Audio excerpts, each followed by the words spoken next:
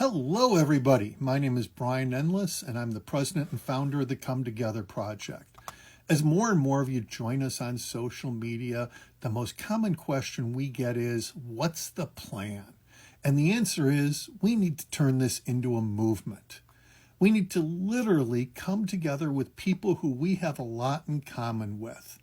And we need to realize that's the bottom 90 to 95% of the population. And hopefully a good number in that top 5% will see the writing on society's wall and join us, but we need to do it regardless. A movement needs to start with priorities like the ones you see here. Why this list? Because it was developed with input from people of all political walks in this country. Red and blue, rural and urban and post-industrial, different faiths and racial and ethnic backgrounds. This is not intended to be comprehensive. There are certainly a lot of other great ideas out there that we should pursue, but this is a solid starting point.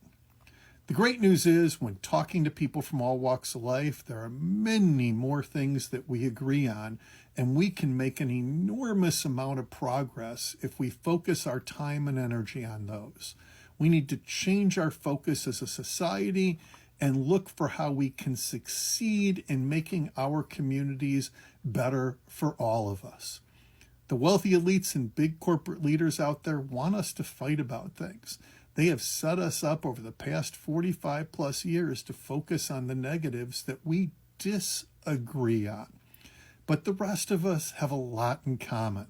We all work for a living. We have to survive off of our paycheck or our hourly wages.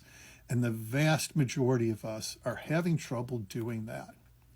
So let's briefly go through each of these top 10 priorities. Then we'll be doing a separate post on each of them in the coming weeks with a lot more details. First is affordable housing. The politicians are starting to catch up here, at least they're talking about it, but they don't have any solutions. We need to set up systems where we can afford to buy houses again. Most of us will never own a house now, and those who can are starting decades later. Frankly, we can't afford rent, especially when it keeps going up and up. We need to fix this. We need 40-hour-a-week jobs that allow us to fully support the cost of living, to live a decent life. We shouldn't have to work 60 hours. We shouldn't have to work 3 jobs and not even make ends meet. The lowest paid jobs in our society should be enough at 40 hours that people can not only survive, but get started on prospering. And then you get a better job and you work harder and you get more educated at things and you get more experience, you get more money. We also need good public education for all, not public education that's based on the zip code that you were born into.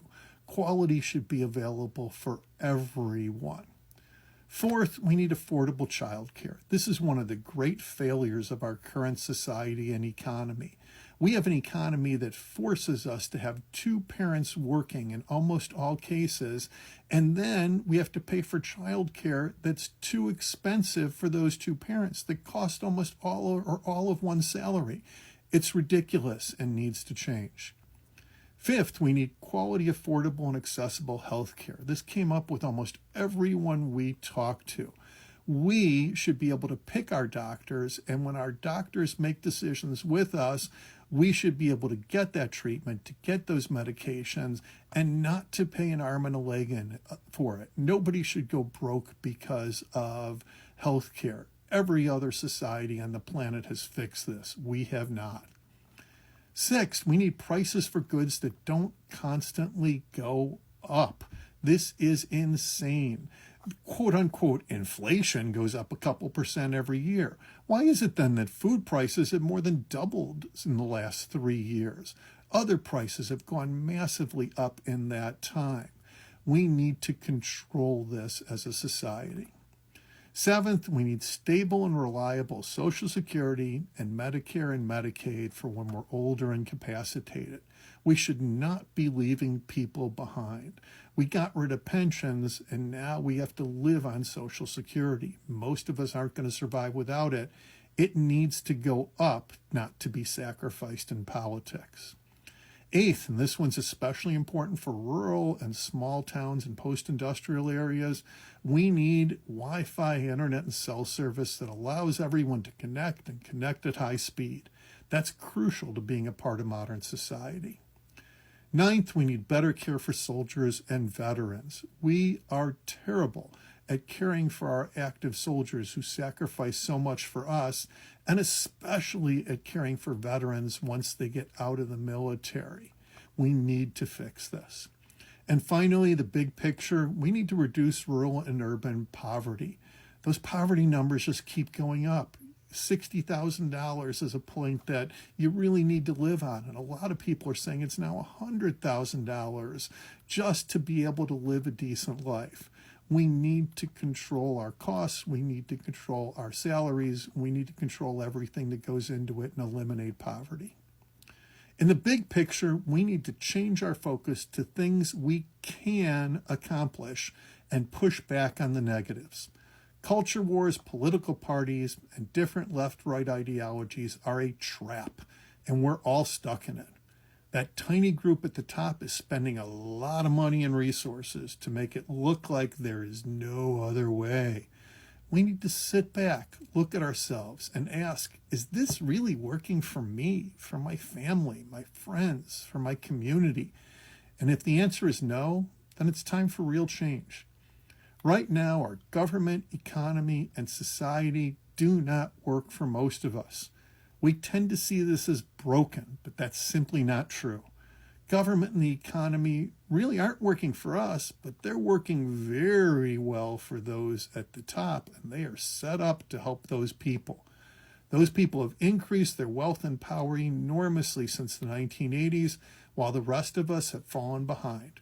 Whether you're a rural farmer, post-industrial factory worker, or white-collar worker in a big city, we're all struggling to get by. What's the main problem? It's what we've been pointing at in our videos and social media.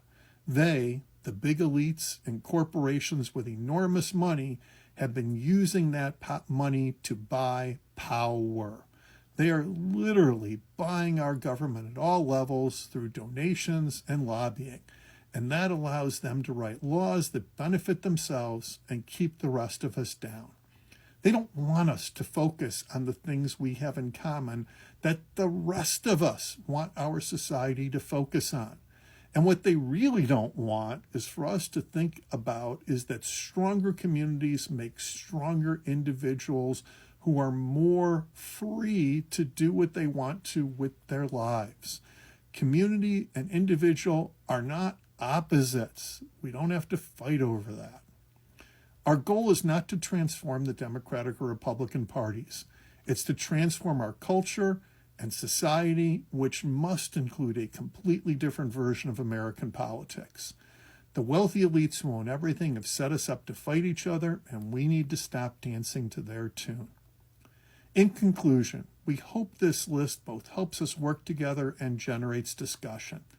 Think of this as a platform for a movement, not a party, but a people's movement. We're going to need to change the system at the community, local, state, and eventually federal levels.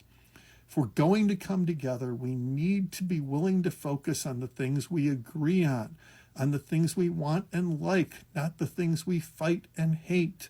We need to learn to talk and listen to each other again. The goal for once is to make the workers and consumers into the winners. Let's come together and make change.